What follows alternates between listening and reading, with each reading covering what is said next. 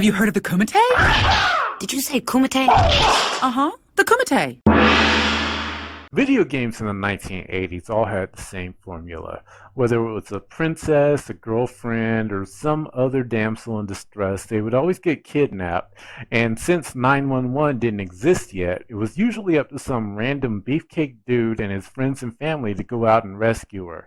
And this was the case for every video game ever until 1988, when Technos Japan, the developer of the Double Dragon series, decided that kidnapping wasn't good enough and it was time to raise the stakes.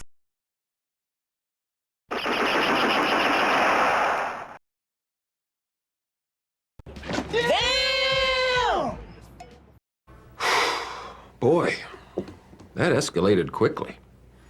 I mean, that really got out of hand fast. Yeah, they did that. Screw abduction, we're going straight to homicide. Now remember, this was 4 years before Mortal Kombat normalized violence against women. Before this, there may have been feminine characters who may or may not have been human, being vaporized by aliens. But this was clearly a woman being gunned down on the street. This type of violence against women was unprecedented. In fact, another developer from Japan, Capcom, would release Final Fight in the US 1 year later.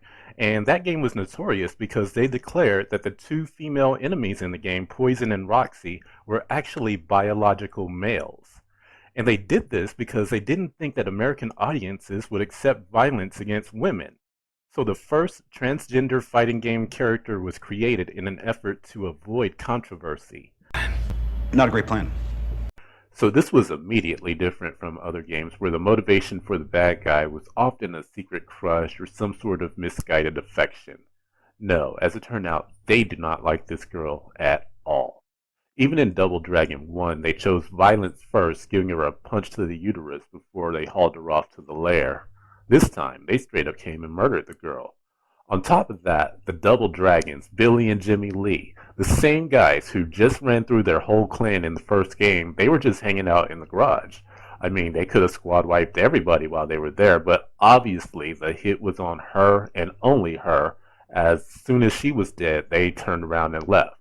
Maybe this was a case of, if I can't have her, nobody can. As for the guys, well, there was only one thing you can do after that. There was no time for mourning, no time for funerals. There was time for one thing and one thing only: to go out and punch a whole bunch of people. I'm about to whip somebody's ass. Oh, I'm about to whip somebody's ass. Oh, if you don't leave me alone, you're gonna have to send me home, 'cause I'm about to whip somebody's ass. So, if you want hours and hours of non-stop action where you don't have to worry about rescuing shit, and you know that the ops has at least one gun, but you're going in with nothing but hands anyway, and you want to try a game with a really strange control panel that actually works really well, check out Double Dragon 2: The Revenge. Because your girlfriend's dead and it's time to make that everyone's problem. I'm out, be safe, and remember, winners don't use drugs. Alright, that's a wrap for this edition of the Kumite. If you enjoyed this content, please show some love. Don't forget to like and subscribe, and I will see you next time.